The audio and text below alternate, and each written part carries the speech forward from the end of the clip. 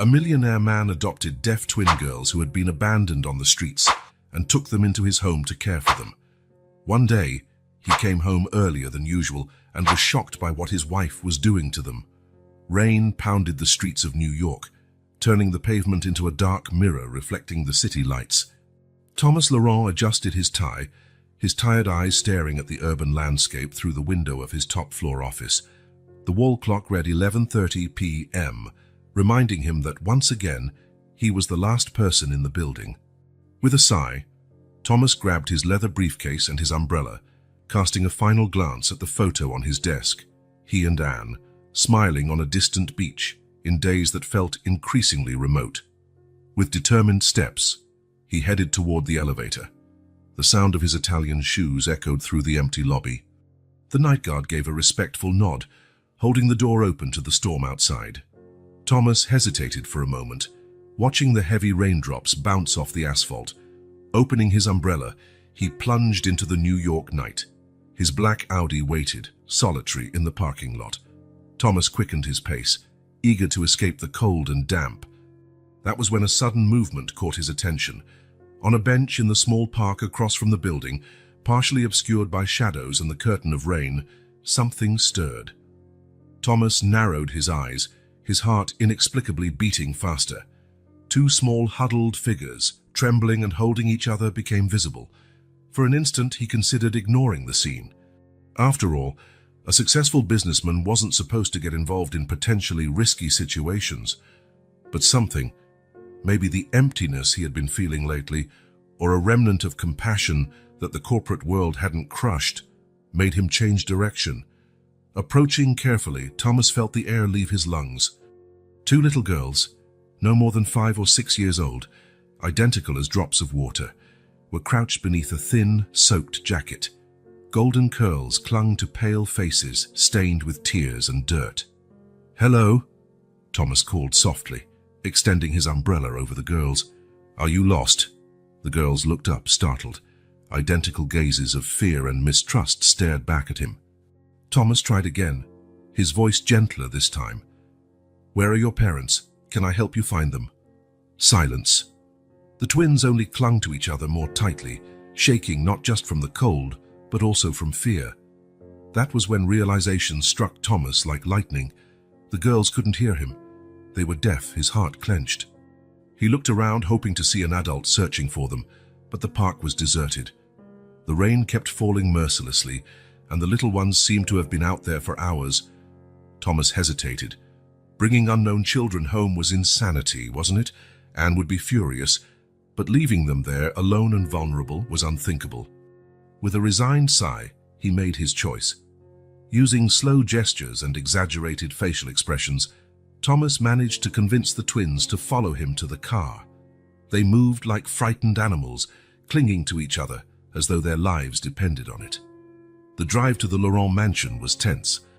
Thomas glanced frequently in the rearview mirror, studying the two tiny figures in the back seat. They seemed even smaller, surrounded by the luxury of the vehicle, their drenched clothes staining the fine leather. When the gates of the property opened, Thomas felt a surge of anxiety. How would he explain this to Anne? His wife, always so meticulous and averse to surprises, would surely not welcome two unknown, dirty children into her immaculate home. The lights at the main entrance came on before Thomas even parked. Anne appeared in the doorway, her silk robe billowing in the night breeze. Her usually composed face twisted in shock at the sight of Thomas helping the twins out of the car. "Thomas? What? Who are these children?" Anne's voice trembled slightly, her wide eyes fixed on the drenched figures. "I found them abandoned in the park," Thomas explained quickly, guiding the girls inside. "They seem to be deaf. I couldn't leave them out there in that storm." Anne stepped back as though afraid the children might contaminate her with some illness. But what are we going to do with them?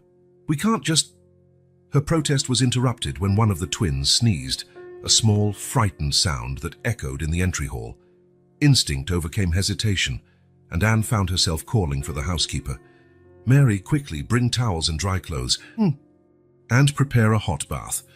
The next few hours passed in a whirlwind of activity. The twins, still silent and frightened, were bathed, dressed in soft pajamas, and fed hot soup. Thomas and Anne watched, both fascinated and anxious, as the little ones ate ravenously, as though they hadn't seen food in days. When they were finally taken to one of the guest rooms, the girls clung to each other on the large bed, their huge, distrustful eyes watching every move the adults made. Thomas felt a lump in his throat at the sight of the fear and vulnerability on those small faces. Back in the master bedroom, Anne collapsed at the edge of the bed, exhausted. "What do we do now, Thomas?" "We can't just keep them." Thomas sat next to his wife, wrapping an arm around her shoulders. "First thing in the morning, I'll call the police and social services. But tonight, they need a safe place to sleep." Anne nodded slowly, her gaze distant. "They looked so scared, so lost." Thomas pressed a gentle kiss to his wife's temple. "I know this wasn't how we planned tonight, but sometimes the heart takes us down unexpected paths," Anne finished, a small smile tugging at her lips. That night, while the storm raged outside, a different kind of silence hovered over the Laurent mansion. In the guest room, two tiny figures slept curled up together, finding, for the first time in a long while, a moment of peace. And in the master bedroom, Thomas and Anne lay awake, their minds filled with unanswered questions and their hearts inexplicably lighter. Fate had placed Sophie and Claire in their path, and something told Thomas that nothing in their lives would ever be the same. What tomorrow would bring, he didn't know. But one thing was certain. Those girls had found a place in his heart, a place that went far beyond the silence surrounding them. Thomas's office had never seemed so austere as it did that morning. Seated in his leather chair, he stared at the stack of documents before him, each page a reminder of the complex situation he was now facing. Across the desk, the family lawyer, Pierre Dumont, adjusted his glasses, his expression a mixture of concern and curiosity. "So you really want to go forward with this, Thomas?" Pierre asked, his voice laden with caution. "Temporary adoption is not a simple process, especially given the unique circumstances." Thomas leaned back, his eyes straying to the photo of Anne and the twins that now held a place of honor on his desk. The image, taken just a week earlier, showed a hesitant smile on his wife's face, while Sophie and Claire, still shy, nestled close to her. "We don't have a choice, Pierre," Thomas replied firmly. "Those girls need us, and to be honest, I think we need them too." With a resigned sigh, Pierre began laying out the procedures: visits from social workers, psychological evaluations, adjustments to the home. It seemed like an endless list. Thomas absorbed every word, determined to do whatever was necessary. Meanwhile, back at the Laurent mansion, Anne was in a situation she never imagined. Sitting on the plush living room rug, she watched attentively as the sign language instructor they had hired demonstrated basic signs. Melissa, a young woman with a gentle smile and expressive hands, was patiently showing her the fundamentals. "Good morning," Anne signed awkwardly, her hands still unfamiliar with the movements. Across the room, Sophie and Claire observed with a mixture of surprise and curiosity. Seeing the once imposing Mrs. Laurent sitting on the floor making gestures was entirely new for them. Melissa smiled encouragingly. "Very good, Mrs. Laurent. Now, how about we try 'How are you?'" Anne repeated the sign, this time with a bit more confidence. To her surprise, Claire, the bolder twin, responded with a small smile and the sign for "fine." Anne's heart raced. It was the first time one of the girls had directly responded to her. She felt a sudden wave of emotion, something she hadn't felt in a long time. The following weeks brought subtle yet profound changes to the Laurent mansion. The silence, once oppressive, now felt alive, filled with gestures, expressions, and a growing mutual understanding. Thomas, always the busy executive, began reserving evenings and weekends exclusively for the family.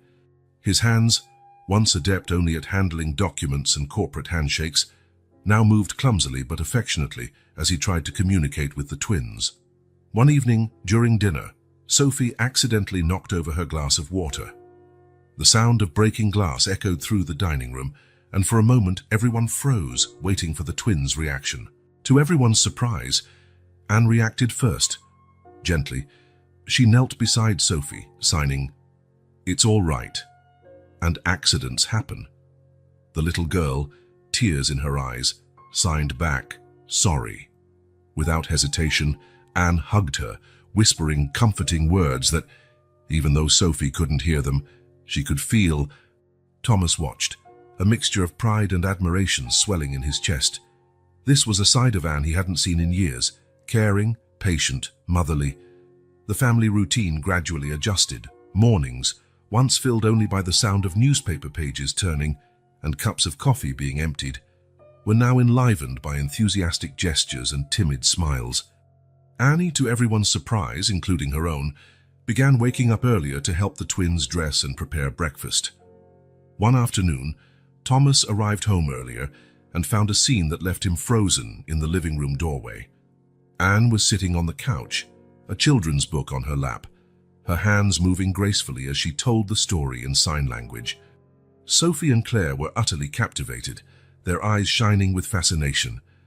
When Anne noticed his presence, she smiled, a genuine smile that lit up her entire face. "Come join us, darling," she signed, surprising Thomas with her newfound fluency. "Join our story time."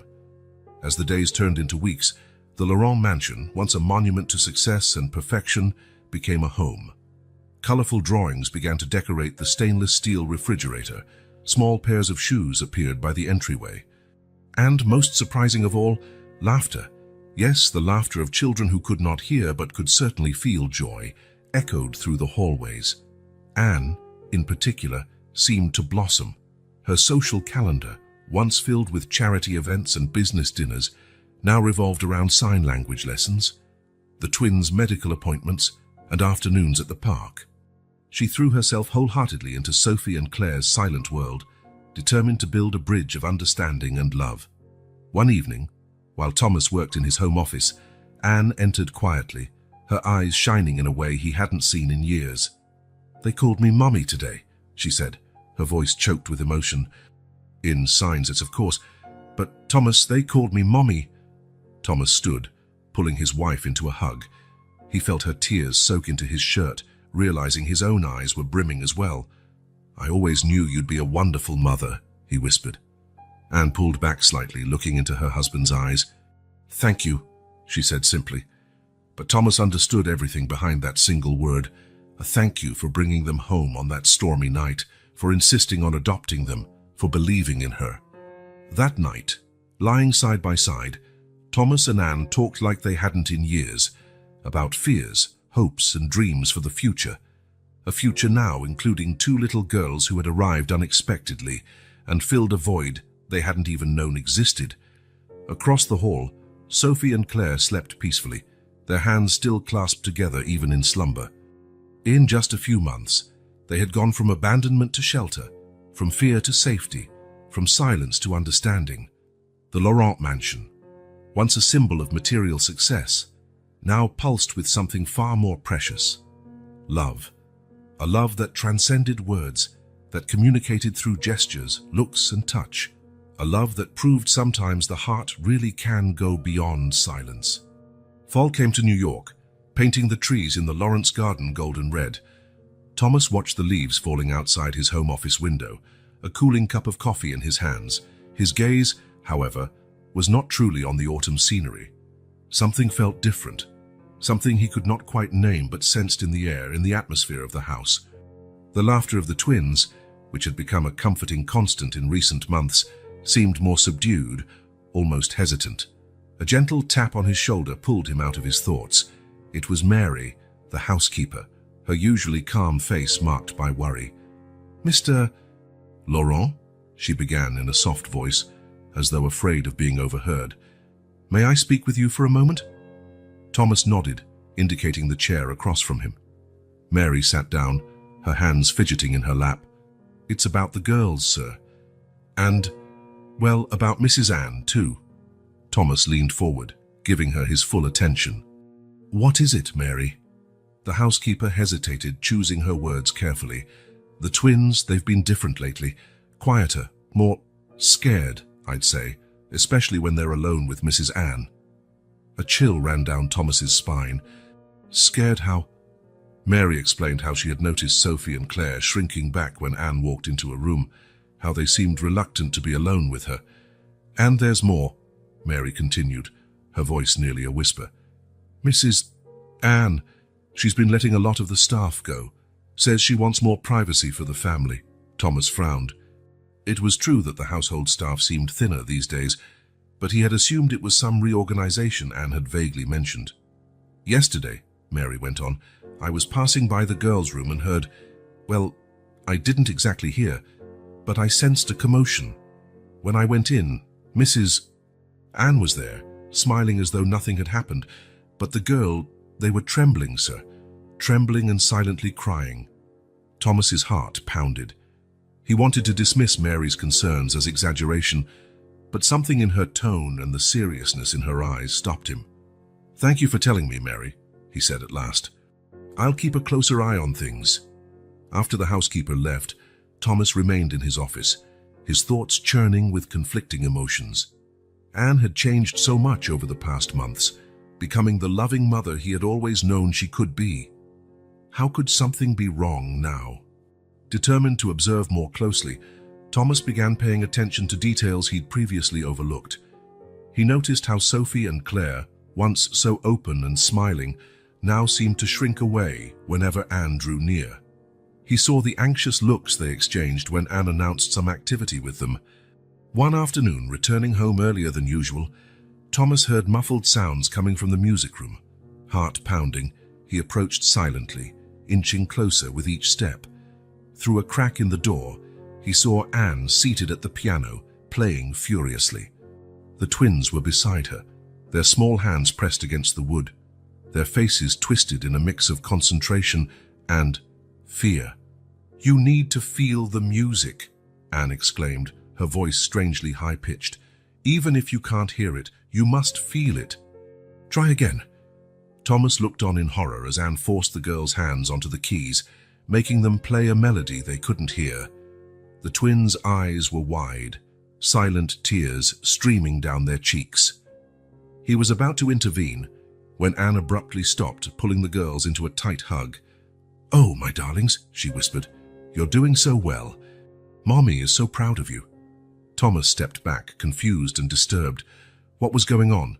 This wasn't the Anne he knew, the loving mother who had flourished over recent months. In the days that followed, Thomas noticed more subtle changes. Anne cancelled the regular sign language lessons, claiming she'd teach the girls herself from then on. Trips to the park, once frequent, became rare. Anne always had an excuse: bad weather, the girls feeling slightly unwell, the need for privacy. The mansion that had become a lively home began closing in on itself. Curtains remained drawn, the phone rarely rang, and Anne seemed constantly tense, as though waiting for someone to show up any moment to take the twins away.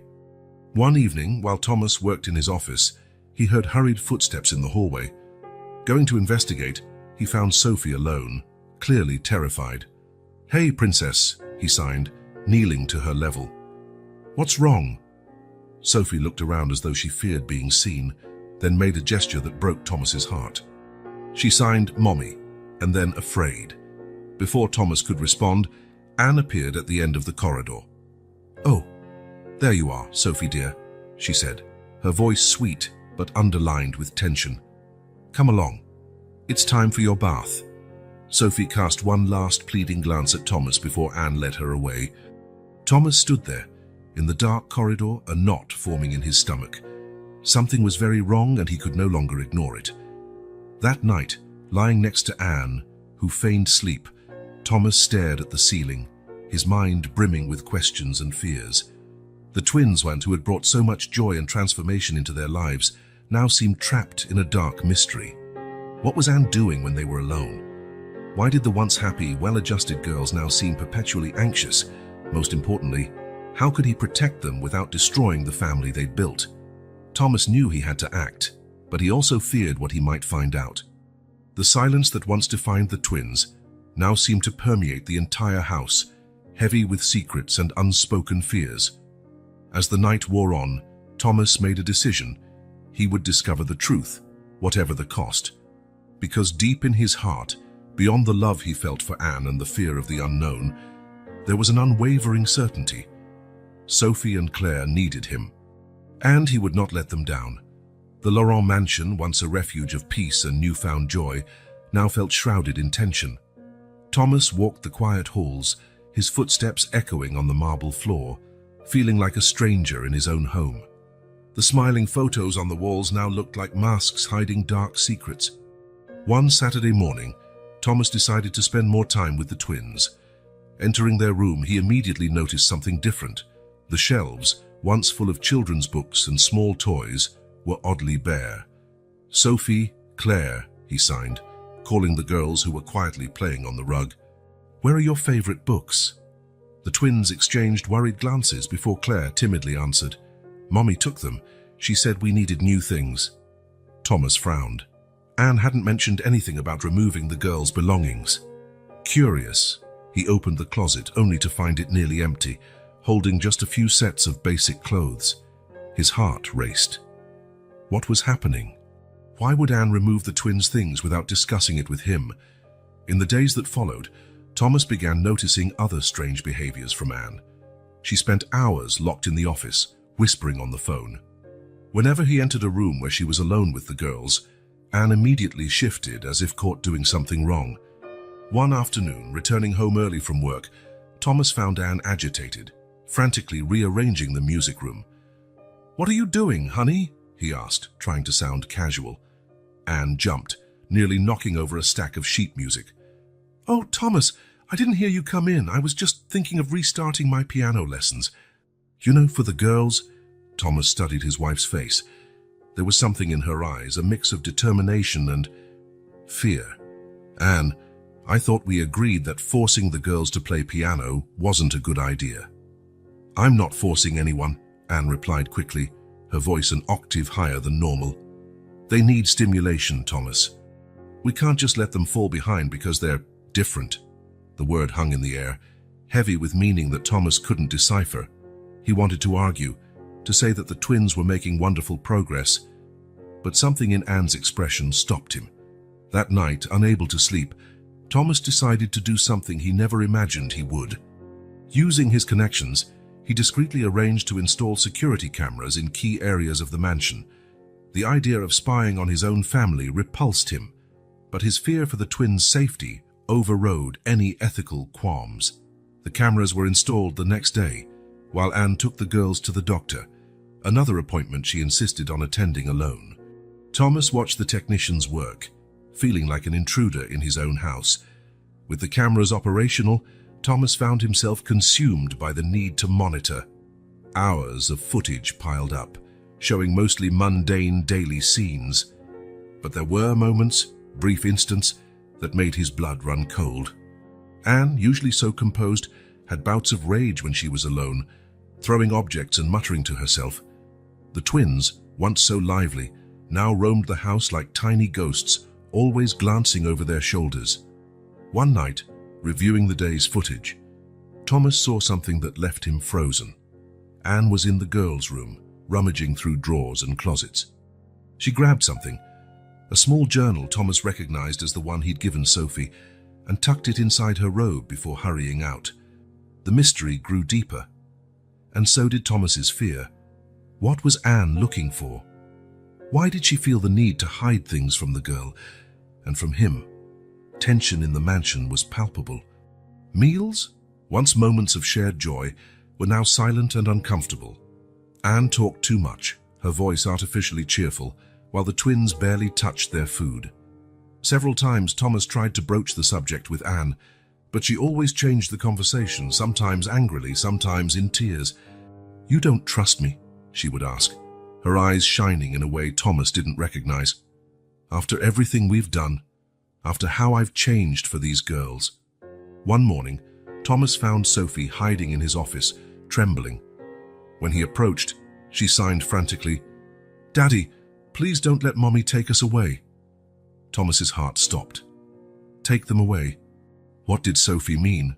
Before he could ask more, he heard Anne's footsteps in the hallway. Sophie, panicking, hid behind the curtain. Thomas barely had time to collect himself before Anne entered, her face a mask of concern. "Thomas, have you seen Sophie?" She's disappeared, and we have an important appointment."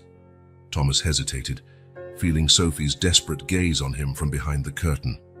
"No, darling, I haven't. Maybe she's in the garden." Anne nodded distractedly and left. As soon as the door closed, Sophie ran into Thomas's arms and silently sobbing. At that moment, holding little Sophie trembling in his arms, Thomas knew he couldn't pretend everything was all right anymore. Something dark was happening under his roof, threatening to destroy the family he loved. Heavy-hearted, but resolute, Thomas realized he had to confront the truth no matter how painful it might be. Because in the suffocating silence now dominating the Laurent mansion, the silent screams of Sophie and Claire were louder than any spoken word could ever be. A grey morning dawned over New York, reflecting Thomas Laurent's state of mind. After sleepless nights and days of growing unease, he decided he could no longer postpone the inevitable. He needed to find out the truth, no matter how painful. With an excuse of an urgent matter at the office, Thomas left work in the middle of the afternoon, his heart growing heavier with each mile toward home.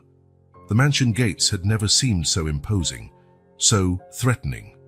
Parking silently at the side entrance, Thomas let himself in through the back door, determined not to alert anyone to his early arrival. The silence that greeted him was oppressive, almost tangible. Moving carefully through the familiar yet suddenly alien corridors, Thomas heard muffled sounds from upstairs. His heart pounded as he recognized Anne's voice, though he couldn't make out the words. Climbing the stairs with measured steps, the sound grew clearer. It came from the twins' room. Thomas approached, his hand hovering over the doorknob for a moment before turning it slowly. The scene unfolding before him froze the blood in his veins. Anne stood in the middle of the room, her face twisted with an almost maniacal determination. Sophie and Claire were on the floor, silent tears streaming down their pale faces. Torn pages of what Thomas recognized as the girls' journals lay scattered around them. "You have to forget," Anne screamed, her voice shrill. "Forget everything that came before. I'm your mother now." "Only me." The twins trembled visibly, their small hands clasped together in a desperate search for comfort. Then Anne turned and saw Thomas in the doorway, her eyes wide with shock and guilt. "Thomas," she gasped, her voice suddenly sweet, as though trying to mask what he had just witnessed. "You're home early, darling." The girls and I were just..." "What's going on here, Anne?" Thomas demanded, his voice trembling with contained emotion. He stepped into the room, instinctively placing himself between his wife and the twins. Anne took a step back, her eyes flicking between Thomas and the girls. "Nothing, darling. We were just having a little chat about the past and the future." Thomas knelt, hugging Sophie and Claire, who instantly clung to him as though their lives depended on it. He could feel their small bodies shaking. "Anne," he said, his voice now steady, "what did you mean by forget everything that came before? Why are you destroying their journals?" Anne's face contorted, rapidly shifting between fear, anger, and despair. "They don't need those memories, Thomas. We're their family now. Only us." Thomas stood slowly, still keeping the twins close. "Anne, you're scaring them. This has to stop now." For a moment, Anne seemed to collapse inward, her shoulders slumping. But then, as though someone flipped a switch, she straightened again, her eyes shining with an intensity Thomas had never seen. "You don't understand, Thomas," she said, her voice dangerously calm. "I'm protecting our family. Those memories, that past, they only hurt the girls. I'm healing them." "Healing?" Thomas repeated, incredulous. "Anne, you're traumatizing them." It was as though a dam burst. Anne began speaking rapidly, words pouring out in a torrent. "Don't you see? They need structure, discipline. I'm shaping them to be perfect, without limitations of the past, without the burden of deafness. I can fix it, Thomas. I can make them hear, make them speak." Thomas was horrified as he realized the extent of Anne's obsession. "They don't need fixing, Anne. They're perfect as they are." "No!" Anne screamed, stepping forward. The twins cowered behind Thomas. "You don't understand. I love them so much, Thomas. So much it hurts. And that's why I have to do this, for them, for us. Thomas looked at his wife, the woman he thought he knew so well, and saw a stranger. Her eyes, once filled with love and compassion, now burned with a feverish, almost frantic light. "Anne," he said softly, as though speaking to a frightened child. "You need help. This isn't love. It's an obsession. You're hurting the girls, hurting us all." For a brief moment, Thomas caught a flicker of recognition in Anne's eyes, as if she were coming out of a trance, but then the hardness returned. "You're against me," she whispered, inching toward the door. "All of you, but I'll prove I'm right. I'll save them, Thomas. I'll save our family." With those words, Anne bolted from the room, leaving Thomas stunned, holding the sobbing twins. In that moment, hugging Sophie and Claire, Thomas realized the situation was far more dire than he'd ever imagined.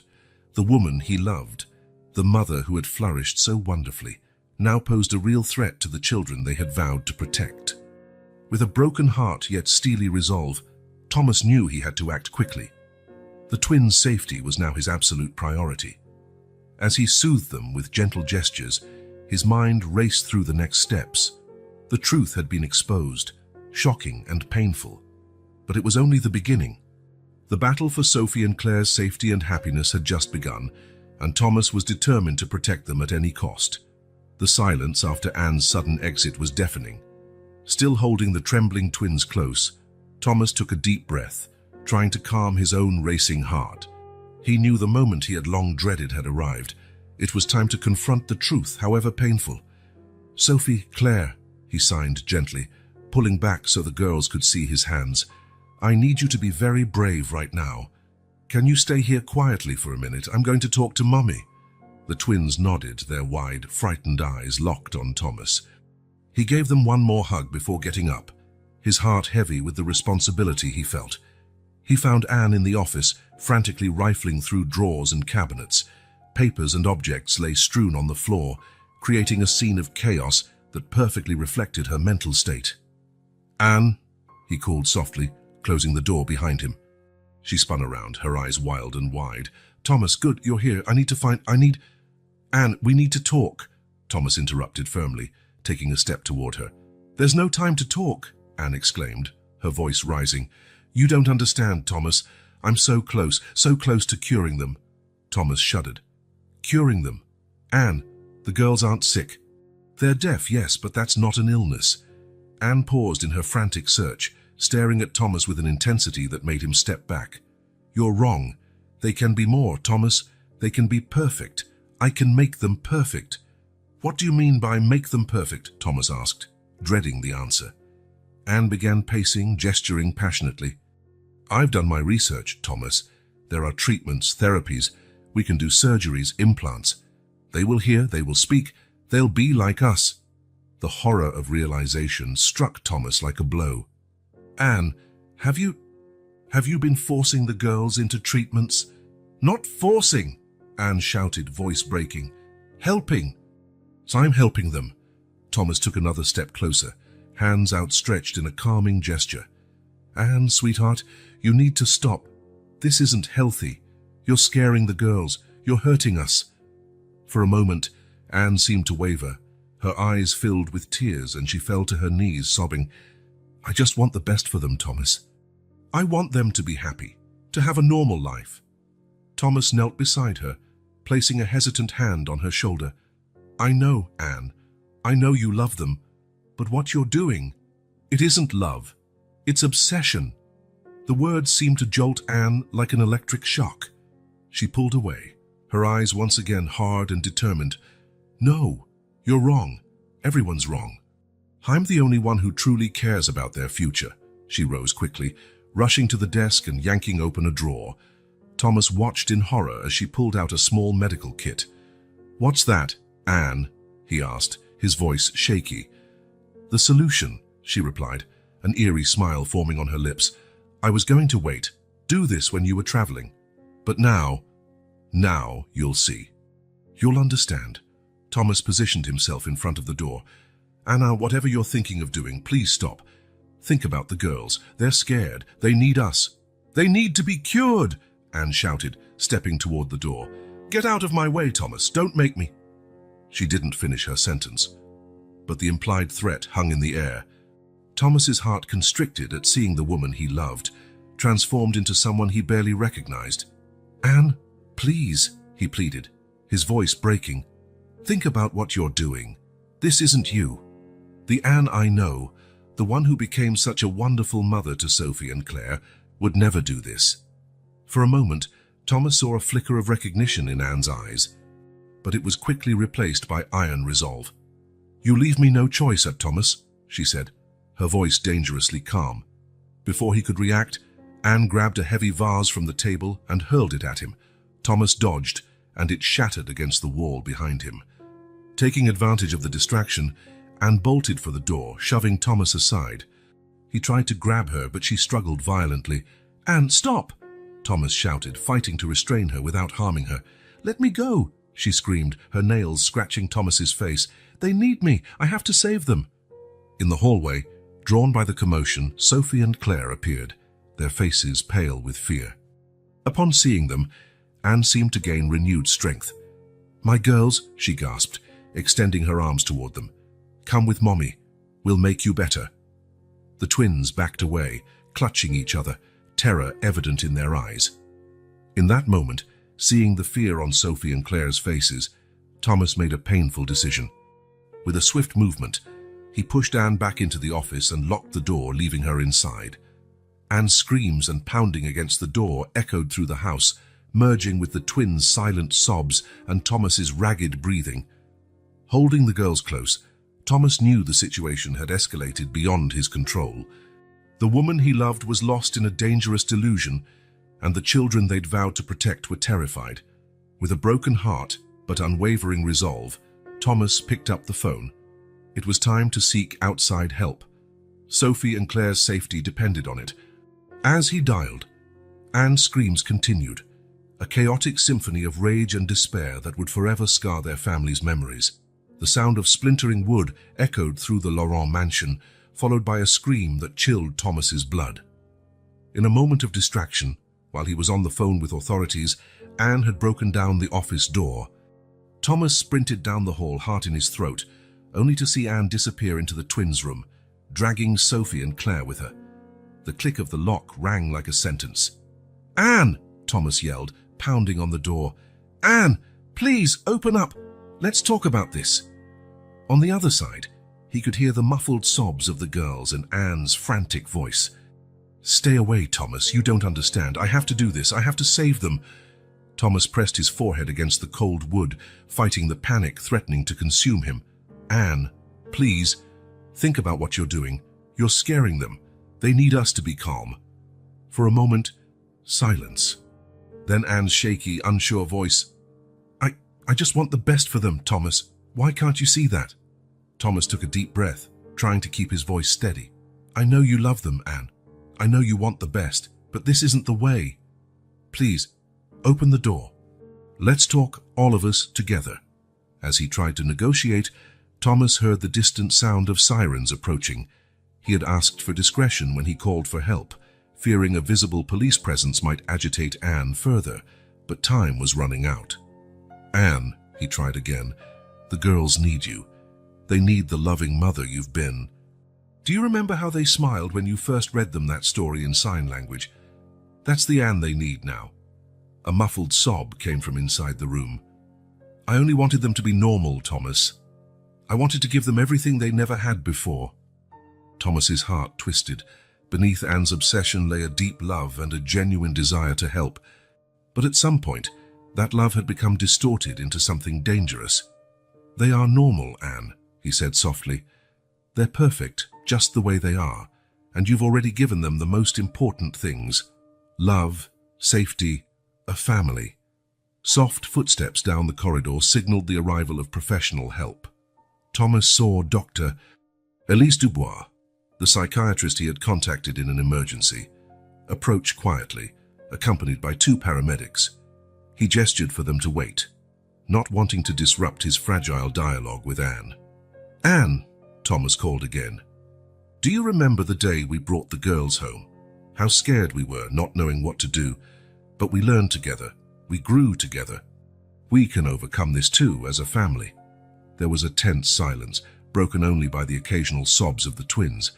Then Anne's voice, almost a whisper. "I'm afraid, Thomas. What if I'm not a good mother to them? What if I'm not enough?" Thomas felt a wave of relief hearing Anne's vulnerability. It was a glimpse of the woman he knew, emerging from the swirl of obsession. "You're more than enough, my love," he said, his voice thick with emotion. "Sophie and Claire love you exactly as you are, just like I do. We're a family, Anne, imperfect sometimes, confused, but united by love."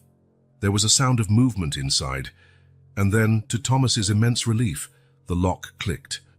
The door opened slowly, revealing Anne, eyes red and swollen, holding Sophie and Claire's trembling hands. Thomas stepped forward, opening his arms. Anne hesitated for a moment, then, with a broken sob, moved into his embrace, pulling the girls in as well. "I'm sorry," she murmured through tears. "I'm so sorry. I'm so sorry." Thomas held her tightly, feeling the small hands of the twins gripping his legs. For a moment, they stayed like that, a family united in the midst of chaos. Gently, Dr. Dubois approached. "Mrs. Laurent," she said softly, "my name is Elise. I'm here to help. Could we talk for a bit?" Anne looked up, eyes wide as she took in the doctor and the paramedics. For an instant, Thomas feared she might panic again. But then, slowly, Anne nodded. I think I need help," she admitted, her voice barely above a whisper. Dr. Dubois smiled kindly. "That's very brave of you to say. We'll take this one step at a time, all right?" As the doctor led Anne aside for a private conversation, the paramedics moved in to check on the twins. Thomas knelt, hugging Sophie and Claire firmly. "It's all right now," he signed, his fingers shaking. "You were both so brave. Daddy is very proud." The girls clung to him, their small bodies still trembling slightly. Thomas knew there was a long road ahead. Traumas had been created, trust had been shaken, but in that moment, feeling his daughter's warmth in his arms, he allowed himself a moment of relief. Hours later, with Anne voluntarily heading to a psychiatric evaluation and the twins finally asleep in their own bed, exhausted by the day's stress, Thomas found himself alone in the living room. The mansion, once a symbol of his success and happiness, now felt strangely empty and cold. Picking up a photo of his family, taken in happier times, with all of them smiling for the camera, Thomas felt hot tears roll down his cheeks. The day had been a nightmare, but also an awakening. The perfection Anne had so desperately sought did not exist. The true beauty of a family lay in its imperfections, in how they grew and learned together, overcoming challenges. As night fell, Thomas made a silent promise. He would fight for his family. He would fight to heal the wounds, rebuild trust, and find a new balance. Because, in the end, the love that bound them, imperfect, sometimes painful, but always real, was stronger than any obstacle. With that resolution in mind, Thomas finally allowed himself to rest, knowing that dawn would bring new challenges, but also new hopes for the Laurent family. The Laurent mansion, once a symbol of elegance and tranquility, was now surrounded by police cruisers and ambulances, their lights flashing quietly in the New York night. Inspector Claude Renard, a middle-aged man with sharp eyes and a serious expression, calmly and efficiently led the rescue operation. Inside the house, Thomas sat on the living room couch, his face pale and tense as Inspector Renard explained the situation. "Mr. Laurent?" Renard began, his voice low and controlled. "We understand your wife is in a fragile emotional state and that the children might be in danger. Our priority is ensuring everyone's safety." Thomas nodded, feeling both grateful for the help and guilty that it had come to this. "What can we do? We have a specialist negotiator, Dr. Martin Lefebvre, who will attempt to establish communication with your wife," Renard explained. "But we need your help, Mr. Laurent. You know your wife better than anyone." At that moment, Dr. Lefebvre, an empathetic woman in her early 40s, approached. "Mr. Laurent, can you tell me exactly what happened before your wife locked herself in with the girls?" Thomas took a deep breath, recounting the chaotic events of the last few hours. He explained Anne's escalating obsession with curing the twins, her erratic behavior, and the confrontation that led to the current standoff. Dr. Lefebvre listened carefully, occasionally jotting down notes. And the girls, they really can't hear. Yes, Sophie and Claire are deaf, Thomas confirmed. We communicate through sign language. A spark of interest lit Dr. Lefebvre's eyes. That might be helpful. Mr. Laurentin, would you be able to communicate with the girls without your wife noticing? Thomas considered this for a moment. Yes, I think so. But how? We'll position you so the girls can see you through the bedroom window, Dr. Lefebvre explained. You can use signs to reassure them, maybe even instruct them on how we can help. The plan went into action quickly. Heart pounding, Thomas was escorted outside to the garden, carefully stationed beneath the window of the room where Anne and the twins were barricaded. Meanwhile, Dr. Lefebvre approached the bedroom door. Mrs. Laurent, she called softly. My name is Martine. I'm here to help. Can we talk? Inside the room, Anne clutched the twins closer, her eyes wide with fear and confusion. Go away, she shouted. You don't understand. I have to protect them. While Dr. Lefebvre tried to calm Anne, Thomas focused on the twins. Through the partially covered window, he could see Sophie and Claire's frightened faces. Slowly, carefully, he began signing. It's all right, he signed. Daddy is here. You're both very brave. The girls' eyes grew wide at the sight of him, relief and fear mingling in their expressions. Mommy is scared, Thomas continued. She needs help. Can you help? Sophie and Claire exchanged glances, then nodded hesitantly. Inside the room, Dr. Lefebvre carried on her gentle approach. Anne, I know you love your daughters. I know you want the best for them. But what's happening now is frightening them. We can work together to help them. Anne hesitated, her determination visibly wavering. I just want them to be happy, to have a normal life. They can have a happy, fulfilled life exactly as they are, Dr. Lefebvre assured her. And with the love you have for them, I'm sure they're already on the right path. Meanwhile, Thomas continued silently communicating with the twins. When I give the signal, I want you to hug Mommy really tight, okay? Show her how much you love her. The girls nodded, understanding the importance of their mission. Tension hovered in the air. Dr. Lefebvre, sensing a breakthrough, took a step closer. Anne, how about unlocking the door so we can talk more openly? I'm sure Thomas is worried about you and wants to see that you and the girls are all right.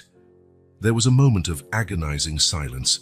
Then, to everyone's relief, they heard the click of the lock being released. The door opened slowly, revealing Anne, pale and trembling, the twins clinging to her. Thomas who had rushed back inside, gave the subtle cue they had agreed upon. At that instant, the girls wrapped Anne in a tight hug, their small hands forming signs for love and family. The unexpected gesture took Anne by surprise, and she sank to her knees, tears streaming down her cheeks. Oh, my babies, she sobbed. I'm so sorry, I'm so sorry. Thomas approached carefully, joining the group hug. It's all right, Anne, he murmured. We're here, all of us. Dr. Lefebvre watched the scene with a mix of relief and compassion. With a discreet signal, she indicated for the paramedics to come closer. Anne, she said kindly, you've been very brave today, but I think you could benefit from some extra help. What do you say we go somewhere you can rest and talk to professionals who can help you work through all of this? For a moment, fear flashed in Anne's eyes, but then she looked at the twins, at Thomas, and finally nodded. I think I need help, she admitted quietly. Gently and respectfully, the paramedics approached to assess Anne and the children. Thomas stayed by his wife's side the entire time, holding her hand as she was prepared for transport. Before she was taken away, Anne looked at Thomas, her eyes filled with regret and fear. You'll take care of them. Promise. Thomas nodded, tears in his eyes. Always. And we'll be waiting for you, Anne. All of us. As the ambulance pulled away, carrying Anne off to the treatment she so desperately needed, Thomas hugged Sophie and Claire. The worst was over, but he knew the road to healing would be long and challenging.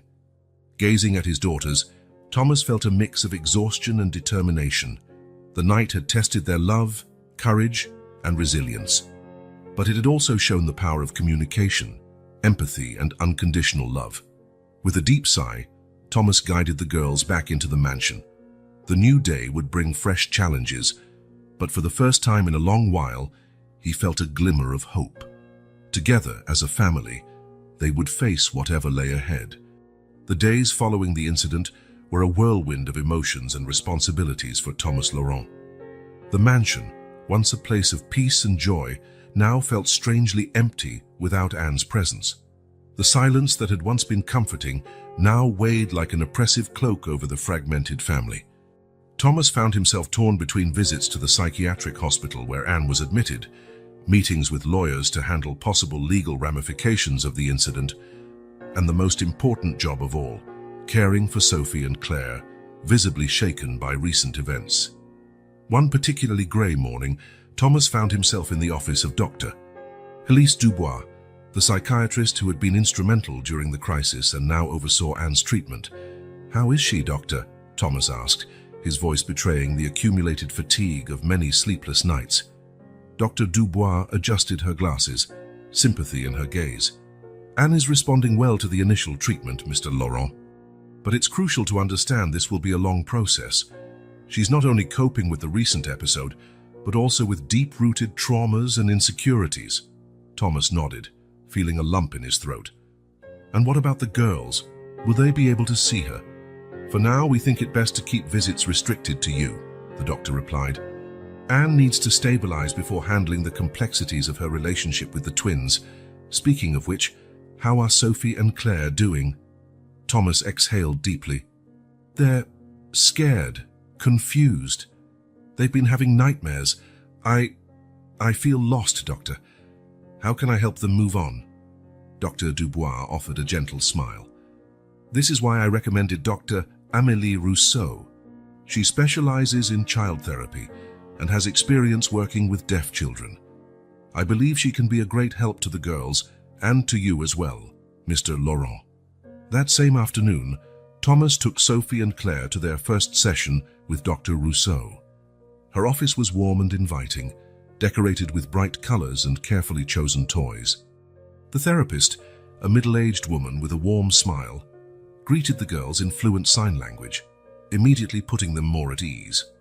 Watching their initial interaction, Thomas felt a mixture of relief and apprehension.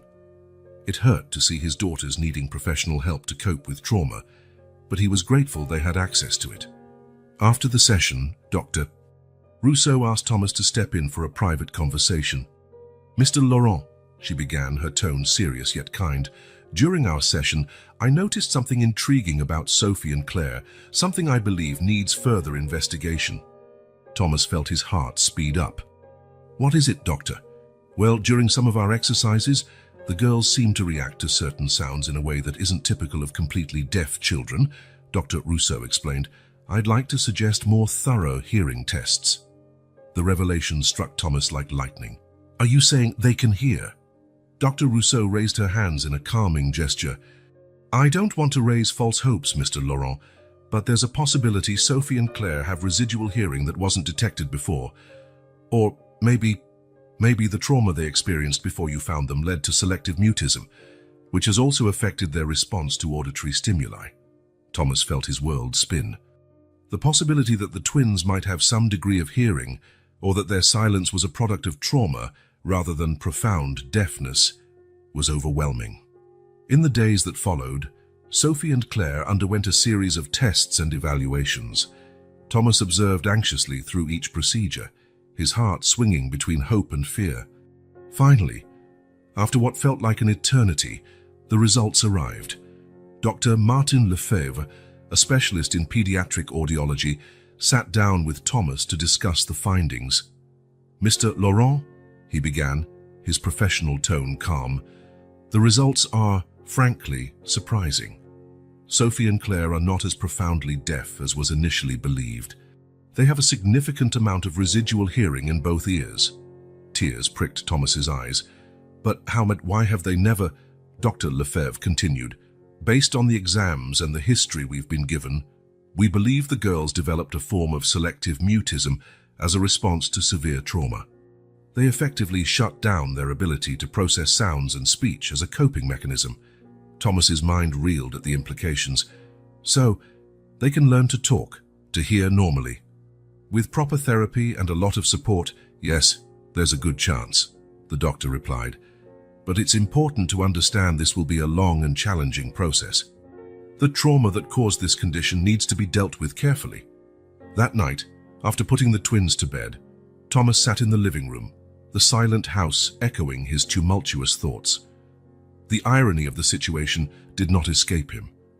Anne, in her obsession to cure the twins, had never imagined they might actually have the potential to hear and speak. With a heavy sigh, Thomas picked up the phone. He knew he needed to share this news with Anne, but he feared her reaction. His conversation with Dr. Dubois was brief, but intense. They agreed Anne would be informed gradually, as part of her therapeutic process. As he prepared for bed, Thomas reflected on the remarkable journey his family had taken. A chance encounter on a stormy night led to a profound love, a devastating crisis, and now this startling revelation. The road ahead would be challenging, but for the first time in weeks, Thomas felt a spark of true hope. Sophie and Claire had a long way to go. So did Anne. But armed with the truth and determined to provide all the support they needed, Thomas felt ready to face whatever lay ahead. The silence that had defined so much of their lives was about to be broken, not just by sound, but by the promise of healing, understanding, and deeper love. With that resolution, Thomas finally allowed himself a peaceful sleep, knowing dawn would bring fresh challenges, but also new possibilities for the Laurent family. Morning arrived at the Laurent mansion with a quiet promise of change. Thomas, already awake for hours, watched the sunrise from the terrace, his mind swirling with thoughts and emotions. The revelations of the past few days weighed on him. Sophie and Claire were not actually deaf, but deeply traumatized. Their silence was not a physical condition, but an emotional fortress built for protection. With a heavy sigh, Thomas went back inside, preparing for what would undoubtedly be one of the most challenging days of his life. Under Dr. Rousseau's guidance, they would begin the process of breaking down the silence that had defined the twins for so long. When Sophie and Claire came down for breakfast, Thomas greeted them with a warm smile, though his eyes betrayed his apprehension. "Good morning, my princesses," he signed, as he did every morning. But today his hands trembled slightly. The girls returned his sign, their faces curious about their father's obvious tension. After breakfast, Thomas led them to the living room, where Dr. Rousseau was already waiting. She greeted the twins with a gentle smile, inviting them to sit on the soft rug surrounded by carefully chosen toys. "Sophie, Claire," she began, both speaking and signing with gentle movements. "Today we're going to play a special game, a game of sounds and words. It's all right if you don't feel like participating or if you want to stop at any point. We're here to help and support you, okay?" The twins exchanged anxious glances but slowly nodded. Thomas, sitting nearby, felt his heart race. Dr. Rousseau started with simple sounds, a small bell ringing, the soft roar of a plush toy. To Thomas's shock and delight, the girls reacted, sometimes with a slight jump, other times with a fleeting spark of recognition in their eyes. Gradually, the therapist introduced simple words, speaking clearly while showing corresponding objects. "Ball," she said, holding up a bright-colored ball. "Flower," while displaying a plastic daisy. The moment that changed everything came when Dr. Rousseau held up a small photograph of Thomas. "Daddy," she said gently. Sophie, the more daring of the two, furrowed her brow in concentration. Her lips moved silently as though testing the word. Then, in the faintest whisper, Die." Time seemed to stand still. Thomas felt tears spring to his eyes, his breath catching in his throat. Claire, encouraged by her sister, repeated the sound. "Daddy?" Dr. Rousseau maintained her professional composure, but her eyes shone with emotion. "Very good, girls," she praised in both signs and words. "You're very brave." Thomas wanted to rush over and hug them, to tell them how much he loved them, but he knew he needed to be patient, let them progress at their own pace. In the days that followed, Sophie and Claire took hesitant yet firm steps toward the world of sounds and spoken words. Each new word was a victory, each sound a revelation. Water, please, thank you. Simple expressions that for any other family would be routine, but for the Lawrence were daily miracles. However, with progress came new challenges. As the twins opened themselves to a world of sound, long-buried memories began to surface. Nightmares became frequent, the girls waking up screaming, a sound that was both terrifying and miraculous to Thomas. It was during one of these difficult nights that the truth of the twins' past began to emerge. Thomas was comforting Sophie after a particularly intense nightmare when she whispered between sobs, "Bad man, shouted a lot." Thomas's heart tightened. Gently, he asked, "Who shouted, sweetheart?" "The man and before you, Daddy," Sophie answered, her voice quivering. "He hurt us. He made scary noises." The puzzle pieces began to fit. Thomas remembered the rainy night he found the twins, alone and terrified. How many horrors had they faced before that? In subsequent sessions with Dr. Rousseau, more details emerged. The twins had been abused, exposed to constant screaming and violence. Their silence had been not only a defense against the horrible sounds they experienced, but also a way to become invisible, to avoid attracting their abusers' attention. Learning these truths devastated Thomas. Countless nights he spent awake, tormented by visions of what his daughters had endured. Yet along with the pain came a fierce determination to help them heal, protect them, and love them unconditionally. Their path to recovery took on a new urgency. Thomas worked tirelessly with Dr. Rousseau and a team of specialists to create a healing environment for Sophie and Claire. Speech therapy combined with play therapy and art therapy gave the girls safe ways to process their experiences. During this time, Thomas also dealt with Anne's reaction to these revelations. In carefully monitored visits to the psychiatric facility, he gradually shared the discoveries about the twins. Anne's response was a complex blend of shock, guilt, and, surprisingly, relief. "I knew, somehow, I knew there was more," Anne said in one of those visits, tears streaming down her cheeks. "I wanted so badly to help them, but I did everything wrong." Thomas squeezed his wife's hand, feeling a combination of love and forgiveness. "We all made mistakes, Anne. What matters is that we now know how to really help them." As the weeks turned into months, the Laurent mansion was once again filled with sound. Hesitant laughter, whispered words, even gentle songs crooned in shy, unsteady voices. Every new sound was a victory, every spoken word another step toward healing. One night, as Thomas tucked the girls into bed, Claire tugged on his sleeve. "Daddy," she said, her voice still a bit rough from lack of use, "tell a story." Thomas felt his heart overflow with love and gratitude. "Of course, sweetheart," he replied, voice thick with emotion. "Which story would you like to hear?" "Ours," Sophie chimed in, snuggling closer. "Tell us how you found us." As Thomas began recounting that rainy night that changed their lives forever, he realized they were writing a new chapter together, one of healing, resilience, and unconditional love. The silence was broken now, and though the road ahead would still be long and sometimes hard, Thomas knew that together, he, Anne, Sophie, and Claire, they would find their voice and their strength. The Laurent family was finally learning to speak the language of love, healing, and hope. Fall arrived in New York with golden and red hues, mirroring the profound changes taking place inside the Laurent mansion. Leaves drifted lazily to the ground in the garden, where Sophie and Claire played under Thomas's watchful eye. Their laughter, once so rare, now filled the air more and more often. "Daddy, look!" Sophie shouted, her voice still slightly hesitant but full of excitement. She had built a small tower of colorful leaves. Thomas smiled, amazed at his daughter's progress. Just a few months ago, a shout of joy like that would have been unthinkable. "It's beautiful, sweetheart," he replied, keenly aware of how precious each verbal interaction was. Therapy sessions with Dr. Rousseau had become the family's focal point, taking place 3 times a week. The twins immersed themselves in a world of therapeutic games, speech exercises, and activities tailored to help them process their past trauma. Thomas watched with a mix of pride and heartache as Sophie and Claire, through games and drawings, revealed glimpses of their earlier experiences. Dolls representing bad people were banished to time out, while father figures were depicted as heroic saviors.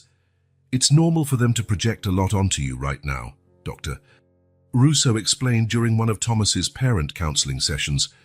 "You represent safety and unconditional love, but be careful not to put too much pressure on yourself to be perfect." Thomas nodded, feeling the weight of responsibility. Sometimes I'm afraid I'll do something wrong and traumatize them even more," he admitted. Dr. Rousseau smiled gently. "Thomas Gound, the fact that you worry so much already shows you're on the right track. The key is consistency, love, and patience. And don't forget to take care of yourself, too." Following the therapist's advice, Thomas began setting aside time for his own well-being. Long walks in the park, meditation sessions, and even some therapy sessions for adults to process his own fears and feelings. At home, the routine adapted to the twins' evolving needs. Evenings, once silent, were now filled with bedtime stories, lullabies hummed softly, and whispered conversations. Thomas learned to recognize the girls' signs of anxiety, responding with calm and reassurance. "It's all right to be scared," he would say softly when a nightmare startled one of them awake. "But remember, you're safe now. Daddy's here." Gradually, the nighttime panic attacks became less frequent. Sophie and Claire began sleeping better, their dreams increasingly free from the shadows of the past. The progress wasn't limited to the twins, many miles away, in the psychiatric hospital where Anne was staying. Another healing journey was underway. Thomas visited regularly, watching with relief and hope as changes took shape in his wife. The frantic, obsessive look had given way to reflective calm. Therapy sessions and proper medication were helping Anne confront her own demons. "How are the girls?" Anne would invariably ask during each visit, her tone a mixture of love and apprehension. Thomas, guided by the medical team, carefully shared Sophie and Claire's progress. "They're talking more every day," he mentioned one time. "Claire even asked to hear music yesterday." Anne's eyes filled with tears. I'm so sorry for everything, Thomas, for not seeing what they really needed."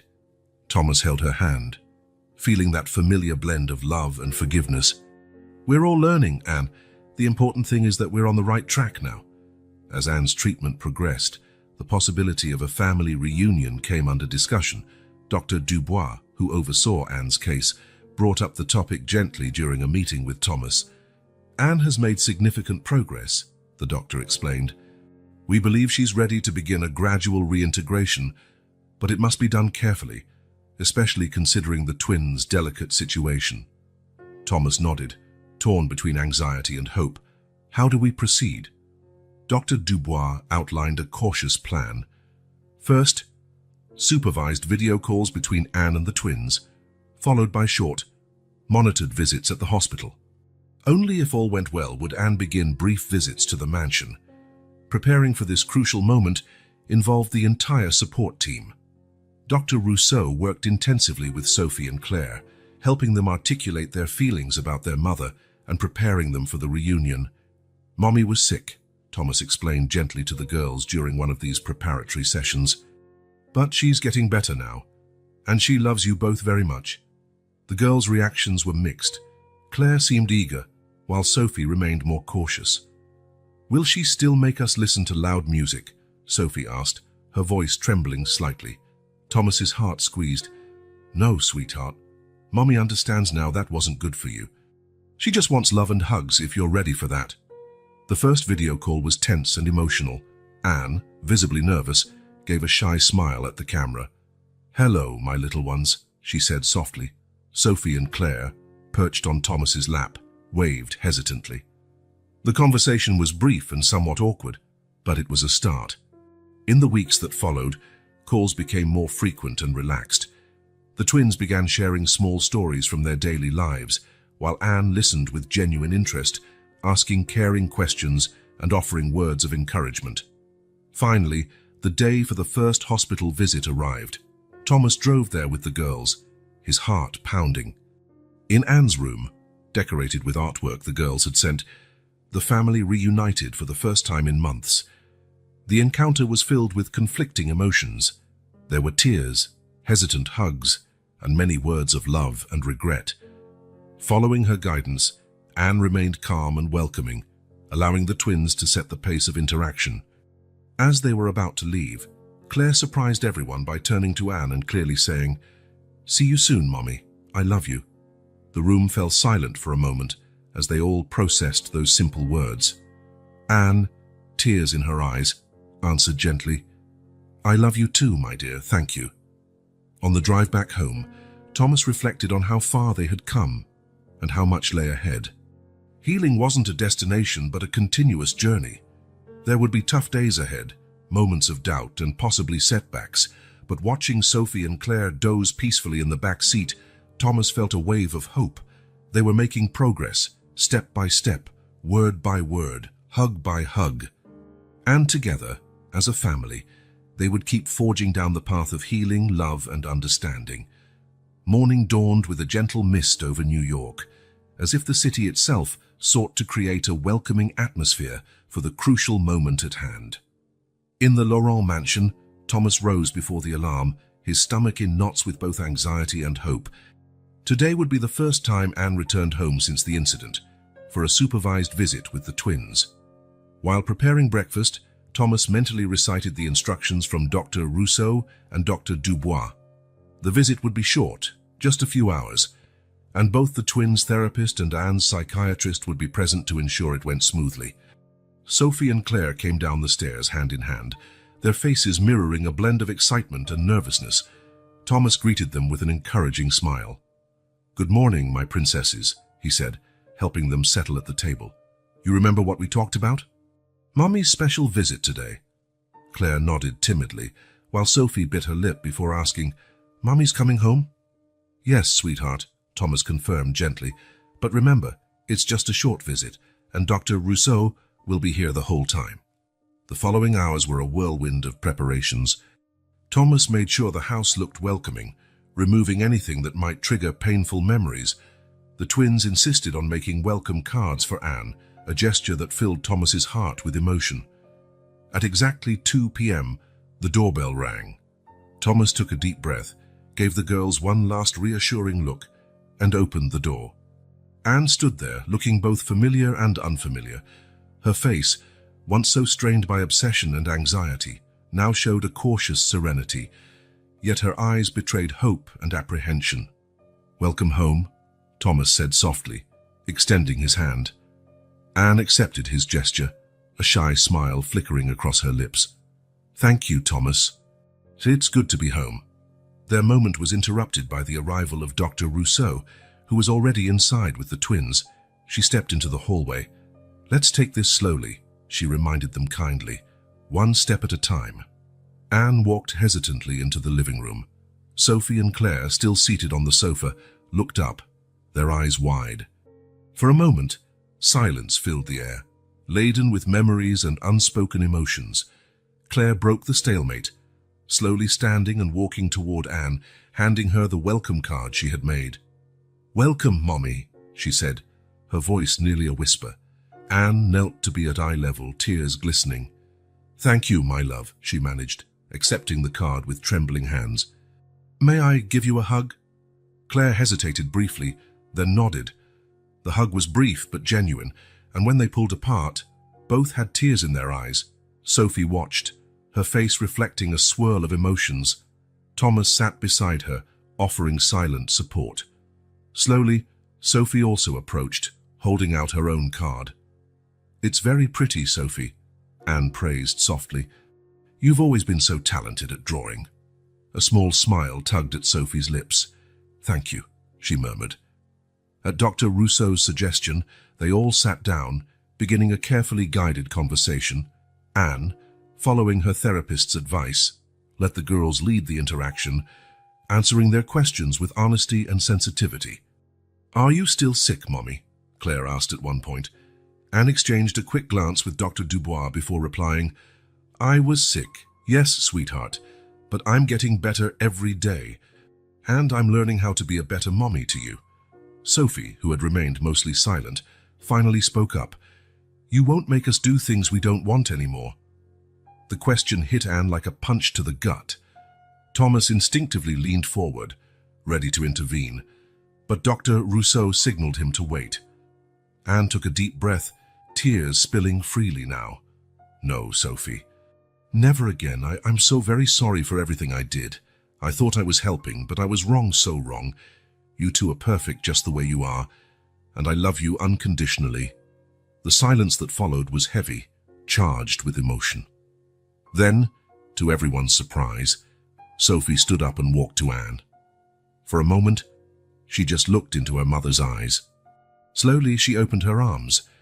The hug that followed was a profound moment of healing. Anne held Sophie gently, her quiet sobs shaking them both. Claire joined in, and for several precious minutes, mother and daughters reconnected in a way that went beyond words. Thomas watched, tears on his own face. Dr. Rousseau placed a comforting hand on his shoulder. "This is a good start," she murmured. As the afternoon went on, the atmosphere in the living room gradually lightened.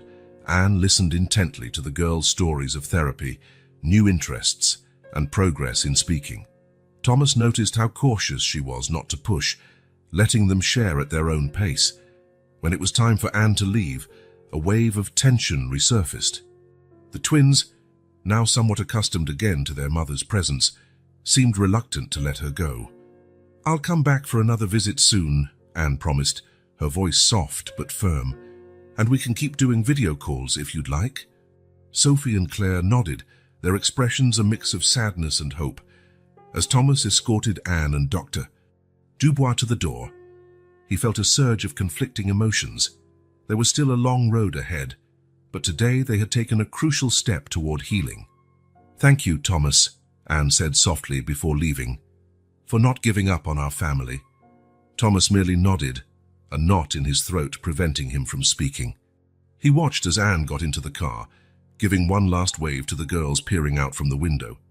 Back inside, Thomas hugged Sophie and Claire.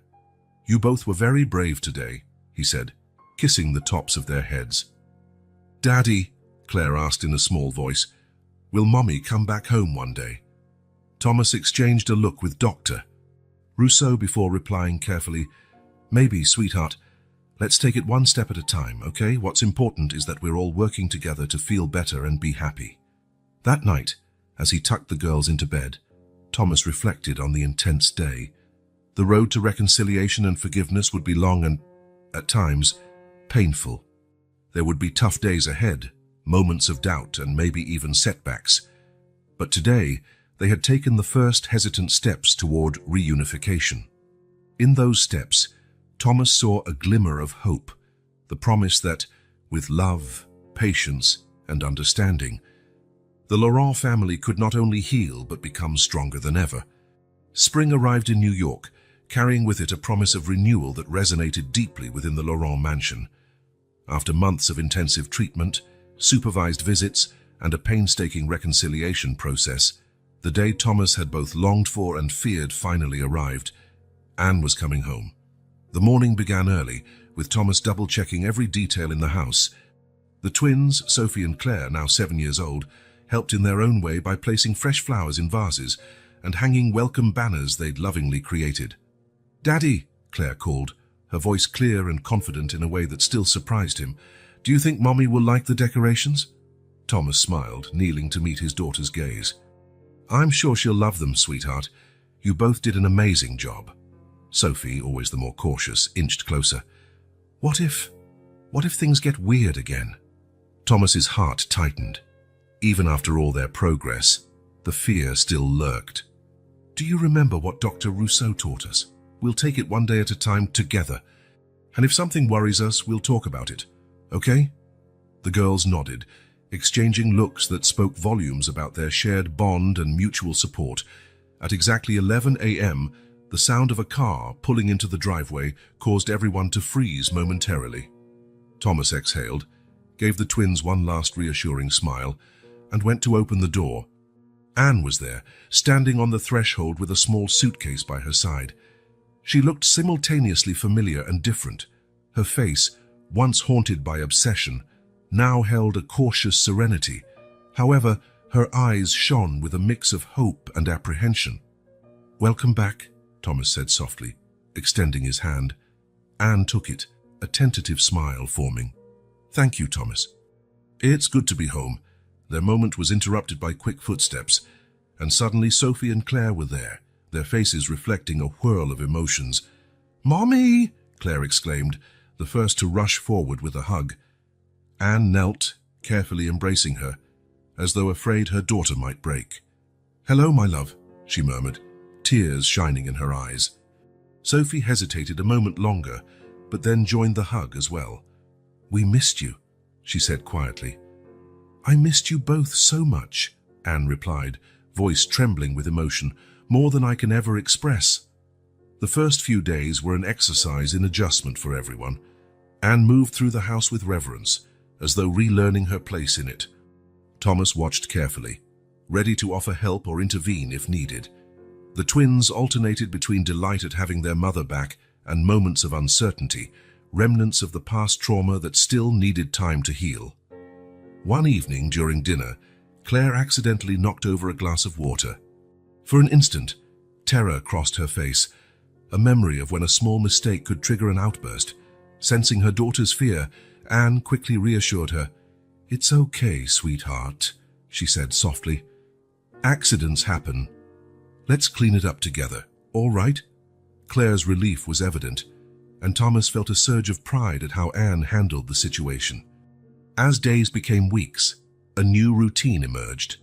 Family therapy sessions, now including Anne, served as a focal point, a safe space where everyone expressed their feelings and worked together to heal old wounds. During one of these sessions, Sophie, typically the more reserved twin, finally mustered the courage to voice her deepest fears. "Sometimes," she began, her voice quivering slightly, "I'm afraid everything will go back to how it was before, that Mommy will get angry again and try to make us change." Anne felt those words like a dagger to her heart, but thanks to her extensive treatment, she managed to respond calmly and empathetically. "Sophie, my love," she said, choosing her words carefully, "I understand your fear. What I did was very wrong, and I'm so sorry I scared you and your sister. But I need you to know I'm working hard every day to be a better mum. You two are perfect just the way you are, and my job is to love and protect you, not change you." Tears ran freely down Sophie's cheeks, and soon the entire family was in an emotional embrace, words replaced by a profound moment of connection and healing. As summer approached with longer, warmer days, the Lawrence began planning for a special occasion, the twins' birthday. It would be the first big celebration since Anne's return, and everyone was determined to make it memorable for all the right reasons. On the day of the party, the mansion's garden transformed into a children's paradise. Colorful balloons, a table laden with treats, and an elaborate cake decorated with musical notes, a nod to the girls' love for music, now appreciated on their own terms. School friends, therapists who had become almost part of the family, and even a few carefully chosen relatives gathered to celebrate not only Sophie and Claire's birthday, but also the rebirth of the Laurent family. The most moving moment came when the candles were lit. Thomas and Anne, standing side by side, watched with full hearts as their daughters got ready to make a wish. "Wait," Sophie said suddenly, surprising everyone. "Can I say something first?" All eyes turned to her as she took a deep breath and began, "I want to thank all of you, Daddy, for always protecting us, Mommy, for working so hard to get better, Claire for being the best sister in the world, and everyone else who helped us. Our wish," she glanced at Claire, who nodded in agreement, "is that we can keep being like this, a family that loves and takes care of each other." Not a single eye was dry in the garden when the girls finally blew out the candles, their faces lit not just by the flames, but by genuine joy. Later that evening, once the party was over and the exhausted girls were asleep, Thomas and Anne sat on the veranda, gazing at the stars. "Did you ever imagine we'd get here?" Anne asked softly. Thomas took her hand, feeling the wedding ring that still symbolized their commitment. "There were times I doubted," he admitted, "but I never gave up hope entirely." Anne nodded, tears gleaming in her eyes. "Thank you for not giving up on us." As the night wore on, Thomas reflected on the extraordinary journey his family had taken, from silence to sound, from fear to trust, from pain to healing. It had not been an easy road, and he knew there would still be challenges ahead. But looking at his wife, thinking of his daughters asleep upstairs, he felt a profound sense of gratitude. They had faced silence, physical and emotional, that threatened to tear them apart. In its place, they had built something beautiful, a symphony of love, forgiveness, and resilience. The Laurent mansion, once a place of secrets and pain, now echoed with laughter, music, and open conversation, a living testament to the power of unconditional love, the strength of family, and humanity's capacity to overcome even the darkest challenges. As the first shooting star streaked across the sky, Thomas made a silent wish that his family would continue to grow, learn, and love, always finding their voice, even in the quietest moments.